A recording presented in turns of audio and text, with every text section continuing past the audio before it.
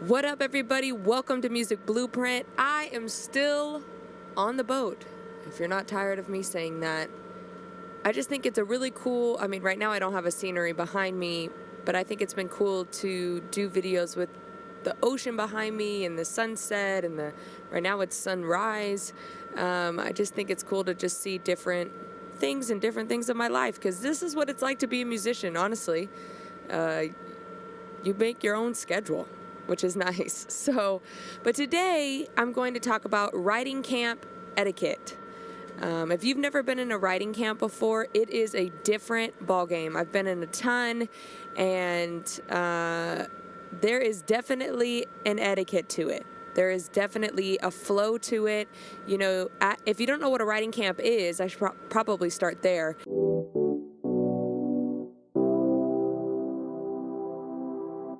A writing camp is when there is a specific artist or a specific, I don't know how to say, like maybe a sync company wants specific songs for a specific type of music, and they get a bunch of writers, producers, singers together to write these specific songs for this person or this movie or whatever. And so usually in this camp, you can get 10 people, cool, maybe 10 people, 3 rooms, or you can get up to the upwards of hundreds of people, and they're all put in different rooms, and, sometimes you're getting 10, 15 people in a room, or you're getting 3 people in a room. It's different for every camp, nothing's the same, but there are some things that hold true regardless. The first thing is, stay to your room. Don't leave your room. You can leave your room, like it's not like a prison, but like if you're gonna go into other rooms and check other rooms out and what they're sounding like and all of that stuff, do not say anything. Honestly, I would suggest don't go into other rooms if they are in the middle of writing a song. You probably know this, that songwriters tend to be very territorial, also territorial about your rights. So if you're writing a song with these group of people and you're like, dang, this song's banging, and somebody comes in and just tries to say 2 words to get in on the percentage, that's really frustrating. If you are going to go into another room and give an idea, it better be the best idea of your dang life. Honestly, it better be an idea that's just like, whoa, that changed the whole momentum of the song. That just added something crazy or whatever. Because the fact of the matter is you weren't there from the beginning. You weren't. And because you weren't there from the beginning, you don't understand the vision of what everybody in that room is trying to create. So if you suggest something that's totally left field, they're going to be like, that has nothing to do with what we're writing about, and that would be a complete 360 for this song. And that's frustrating. When somebody's giving ideas that just, you're like, bro, like, that's not even what we're writing about. That's like none of that. That's frustrating. That kills the vibe. Also, it's taking time away from them. So you are literally going in there, stopping the vibe, because nobody wants to say anything, right? Because you came in, nobody wants to talk about the song anymore because they're like, this is our song, what are you doing? And then you're killing the time of them finishing the song. So you're wasting their time and you're wasting your time. The number one thing I would say is do not go into other rooms. Don't even flutter in rooms. If you're like, well, like I want to be in this room, don't do it. Pick a room, stick to it. And then maybe if that song is done and you're not the vocalist or you're not the singer and the song's finished, then maybe go over there and ask. You could go in and say, hey guys, like I speak Spanish. Do you guys need any help or whatever? But 9 times out of 10, if you're going in another room and you're just listen and be encouraging. That's it. Just be like, yo guys, this is fire. You guys are murdering it, blah, blah, blah, blah, blah, whatever. And then the only opportunity that you have to get in on the song is if somebody goes, hey, aren't you good at such and such? Can you help us with this part? Or, hey, what do you think about this part? Or whatever. They need to give you an open invitation. You can't just go in there and just be like, spouting ideas out.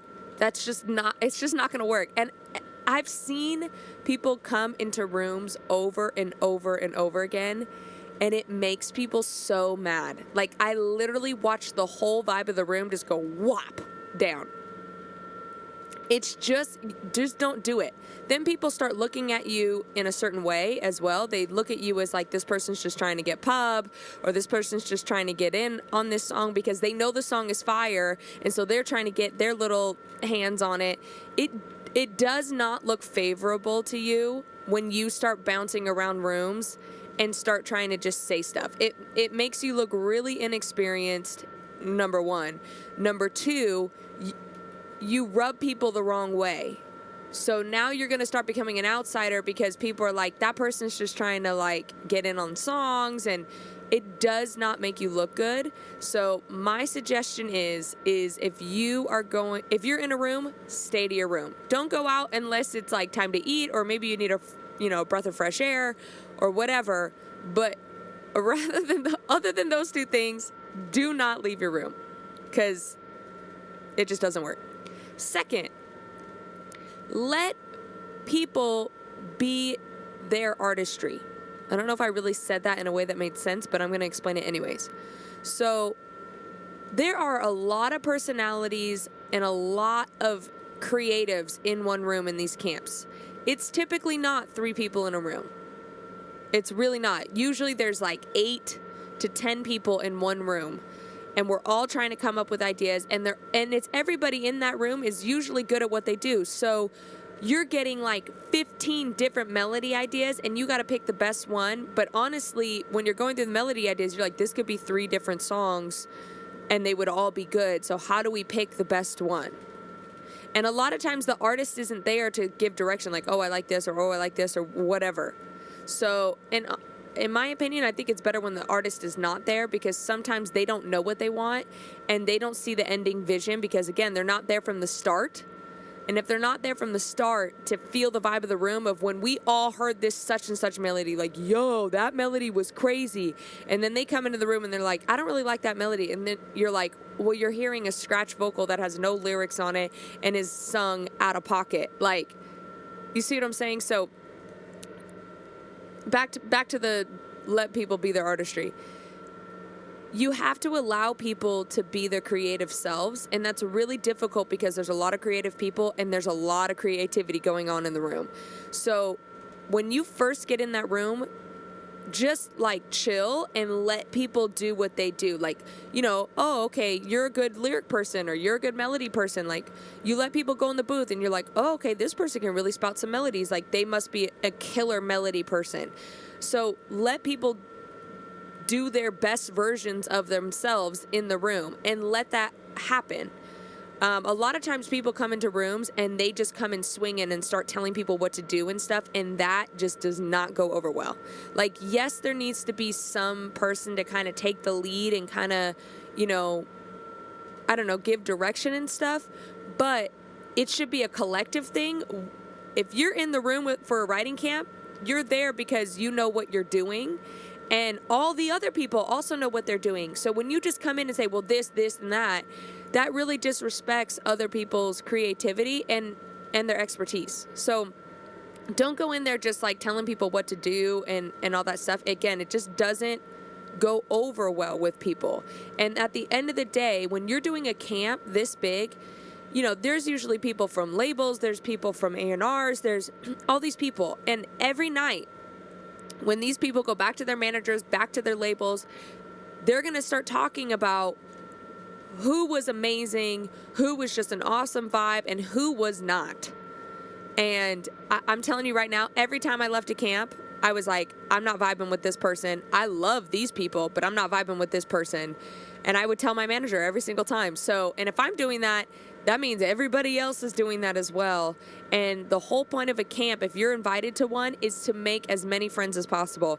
Even if the song is crap, who cares about the song? Just connect with people. You're in a room with probably some of the top songwriters that you've ever seen at that point, or just people that are just really great vibes and really talented people.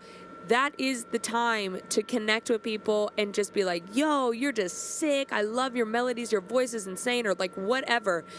If you just need to be a cheerleader the whole time, be a cheerleader the whole time. But at the end of the day, do not go in there swinging, because it really does rub people wrong. I mean, I've been in so many camps where people come out of the room and they're like, is it just me, or is so-and-so annoying? And I'm like, you know, I don't really like talking too much crap. So I'd be like, oh yeah, maybe they just are like, you know, thinking they need to do this or whatever. I try to like chalk it up to something, but in my head, I'm like, that person has irritated the crap out of me as well. And I'm not about it. So those are just a couple things. Honestly, if you just do those two things, you'll be a hit. If you're not like, you know, have a crappy personality. If you have a good personality and you do those two things, I'm telling you, you'll be a hit. The third thing that I would do is, before the camp starts, I gather together some really cool concepts and ideas, and even some melodic ideas. Melodies, I try to like stay away from a little bit, because I think melodies come out better in the moment than they do when they're pre-decided and then you try to make it fit something. But with lyric ideas, lyrics are the hardest part of the song, and I will, the week before or a day before, just write down as many different lyric ideas as I can think of, like cool concepts, like, you know, lava, or like, you know, just like random little things. I think I wrote down a title for something and we ended up using it. So it's just a really good practice to get those out. And at the end of the day, if nobody uses them, you know, just don't put them in the Google Doc. Just delete them from the Google Doc. If you know, put some concept ideas in there, delete those and keep the ones that they use. So, and then if the ones that you came up with aren't used, then you get to use them at a different time. So that's also just a little preparation thing to do. And I think that's basically it. Honestly, if you just do the first two things, I'm telling you right now, your life will be so much easier. It'll just be a vibe. It'll go so much smoother for the camp.